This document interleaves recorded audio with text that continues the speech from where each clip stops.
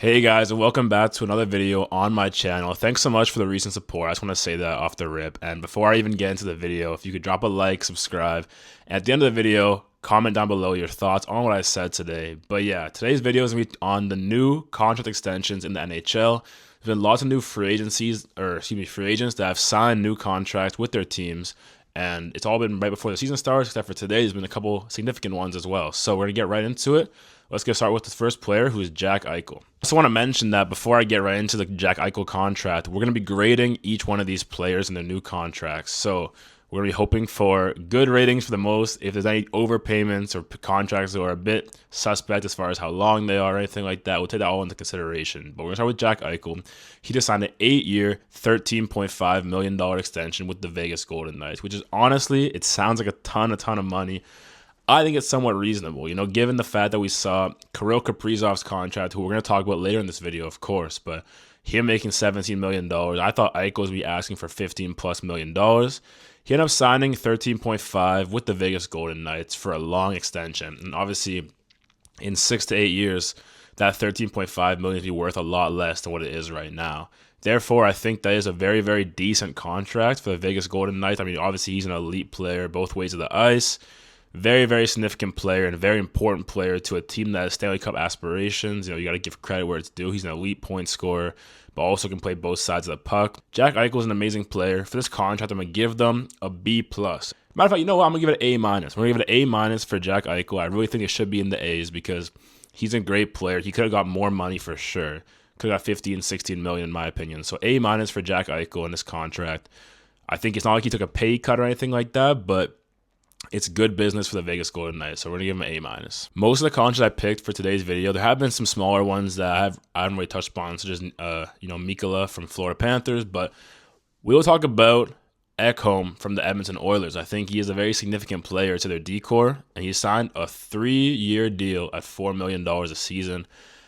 I was actually talking with somebody in a comment section today that they were saying they don't like this contract at all. I think he's a very old player who's going to get washed pretty quickly, but I think Eichholm's got a lot to give, at least for the next few seasons. These guys are not known for their mobility, right? They're known for the defensive work, and if he can keep up with his defensive work and be a true presence on the Edmonton Oilers blue line, $4 million is completely worth it, So for me, I think it's a great deal. I understand the term might be a long-term deal when he's almost 36 years old, but $4 million over 3 years. I'm going to give it a B+.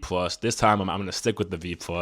I feel good about this rating, and yeah, we're going to move on to the next player now. Next up is a new one from today, same with the Eichel one, is Kyle Connor signing an 8-year extension with the Winnipeg Jets for $12 million per season. Now, Kyle Connor is an elite goal scorer, an elite point producer, and he's honestly one of the best players in his division, and probably the best player out, skating-wise on the Winnipeg Jets. The only conversation that can be had is, of course, Connor Hellebuck when it comes to significance to the team.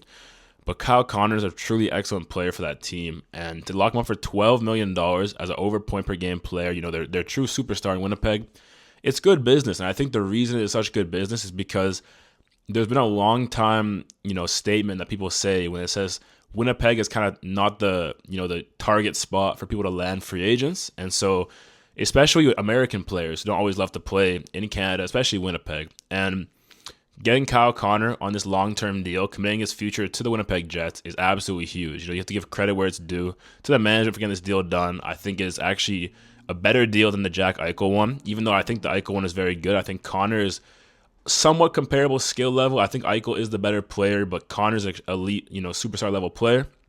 Again, for $1.5 million less per year than the Eichel deal is significant to me. And so for that reason, I'm going to give this an A for the contract. I think the Jets did an amazing job with this deal. I have to give credit where it's due, and hats off to their management. Now, the home run deal of the offseason is Connor McDavid signing a 2-year deal worth $12.5 million per season with the Edmonton Oilers. I mean, this is an obvious A+++. This guy took a huge pay cut. Let's not beat around the bush. Connor McDavid could have got upwards of $18 million towards $20 million. The upper ceiling of that 20% of the cap space, he could have got it. And he chose not to. He chose to give this season and 2 more seasons after this to give the Oilers the best chance of winning a Stanley Cup, building an amazing roster around him, and now it's up to the management. It's if they manage to miss the opportunity when their best player, not even really arguably the best player in the league, takes a pay cut for your team, If you don't build a championship team around him, then that's on you, and you're wasting Connor McDavid's prime. So I really hope for his sake they can win the Stanley Cup. And I have to give him a lot of credit and a lot of respect for taking a pay cut, and it's obviously an A+, and beyond deal. Sticking with the Edmonton Oilers, we have Jake Wallman signing a 7-year, $7 million extension with the Edmonton Oilers. Now, this is a very, very interesting one. This is a player that Detroit literally paid assets to get rid of just a season or two ago. Now he's in the Oilers, and obviously he played well in the Sharks as well, and he's earning $7 million a season for the next 7 years. So it's worked out better than the Oilers fans can expect when it comes to his play on the ice. Now, his salary cap is a big deal. He's not a first-line type defenseman, considering they have Bouchard, they have Nurse, Eichel. They are building a very good defensive core, and Wallman is a piece of that for sure. I think he's a great player.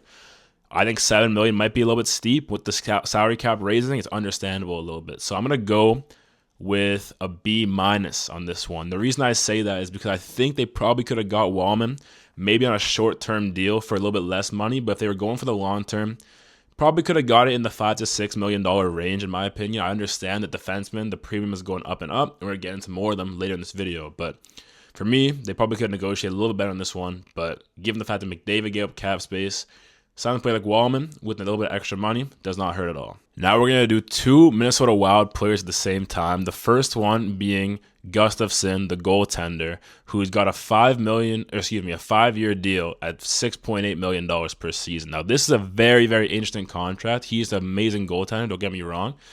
But the Minnesota Wild have one of the best young goaltender prospects in the league in Jesper Wallstedt.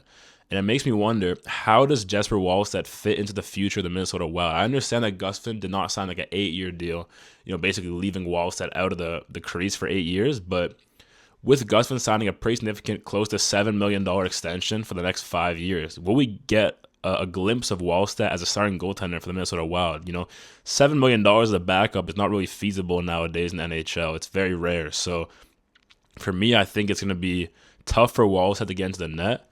With that being said, though, Gustafsson's an amazing goaltender, and I think he deserves the praise and deserves the contract. So for me, I'm going to give it a B+. The reason being is the situational work with Wallstedt. Like I said, I feel like they could have thought about it a bit more before giving him a long-term extension, but B+ for me. The next is the obvious one with Kirill Kaprizov signing the biggest contract in NHL history, an 8-year, $17 million per season contract. Now, how does this work? How does Kirill Kaprizov get $17 million when McDavid only makes $12.5? Well, it's very situational. I mean, we already know that Connor McDavid's desire was to take a pay cut to win, especially with the fact that it was a shorter-term contract. Kaprizov signing for 8 years makes a big difference. McDavid signed an 8-year deal. Of course, he'd be cashing in. He'd be getting upwards of $15 million at least. Kaprizov really did do the most to get the most money out of this deal, but also it's kind of warranted. He's an MVP level player. He's by far the most offensively gifted and productive player on his team. And with that being said, he is such an asset to this team that I think they had to pay him, because you cannot lose a player like that if you're Minnesota Wild. They only have so many elite offensive players. Him, Matthew Boldy, guys like Zuccarello who are aging very heavily when it comes to the latter end of their career, Joel Eriksson Ek, players like this. But these guys are not on the same level as Kaprizov. So for that reason, I think given the fact that they were able to re-sign Kirill Kaprizov rather than letting him go for free, or trading him for assets that would not help them in the meantime, I'm going to give the Kirill Kaprizov contract an A-. And people might think, wow, that's high, especially when you just said it's probably an overpayment. But at the end of the day, you have to pay to keep a player like that. And I think the fact they were going to, they originally were asking for his trade list, and now they actually re-signed him. So it goes to show that they were panicking already with not getting him back on the team. They were able to get it done, and I'm really happy for them. I think it's the most important piece of business they could have done. So I think A- is perfectly fair, and Kirill Kaprizov being a Minnesota Wild is all they care about, regardless of the price tag. To close out, we have two of the league's brightest young defensemen. The first one being Jackson Lacombe, who signs a big long-term extension with the Anaheim Ducks, signing an 8-year deal at $9 million per season. Now, this is a very high pay when it comes to a player who's only really broken out in the last season. But the fact that he's still young and he has so much potential, an 8-year deal at $9 million a season, it gives him a lot of time to blossom into that number one defenseman that you need him to be. if Lacombe can put up about 60 plus points and be that true number one defenseman both ways of the ice, I think in 5 or 6 years that deal is gonna look like a pretty respectable and fair deal. It reminds me a little bit of the Jack Hughes deal when he signed the 8x8 after being somewhat unproven and not having the best start to his career. Although Lacombe actually has been pretty good, but my point is, people were very much critical of the Jack Hughes deal, and it obviously turned out very nicely for the New Jersey Devils. He's one of the best players in the league now.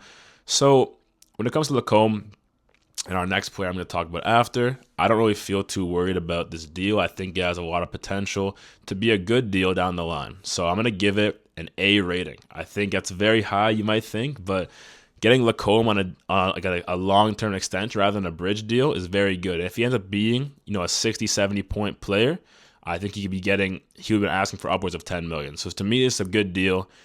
It shows that player wants to stick around in Anaheim and believe in the rebuild or even the retool, and I think it's a very good sign for Anaheim Ducks fans. Now on to our last player of the video, which is Luke Hughes signing a 7-year, $9 million extension.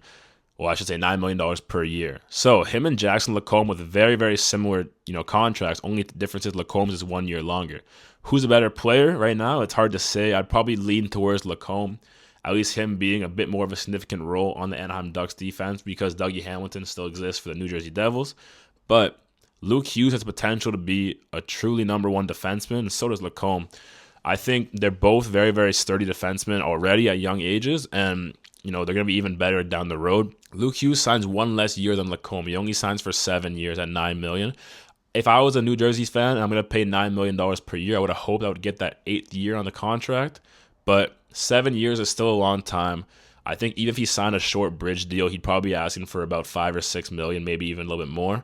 So I think this is not a bad deal. You're only forking up a few more million per season until he becomes, quote unquote, worth the $9 million, which I think he'll be pretty soon within the next 2 or 3 years. For me, it's a good deal. You lock up one of your franchise level defensemen. They hope he is at least, and that's a very, very good deal. The Luke Hughes deal for me gets an A minus. Only reason it's not an A like Lacombe's deal is because Lacombe's got that 8-year deal. Luke Hughes only has 7 years. I think it would have wanted that extra year, but 7 years at $9 million, I think it's reasonable. It gets an A minus from me. That's all the contracts I wanted to go through today. Let me know what you think about these contracts in the comment section. Which one's your favorite? Which one's your least favorite? And let me know how I did in the grades as well. I don't think any of them were too bad overpays or underpays, so I'm happy with that. I think it's all been pretty good business. And yeah, I hope you guys enjoyed the video. Let me know if you did. Let me know if you didn't. Hopefully you did, though. And like, comment, subscribe, all that good stuff. I'll see you guys in the next one. And thanks so much for watching. Take care.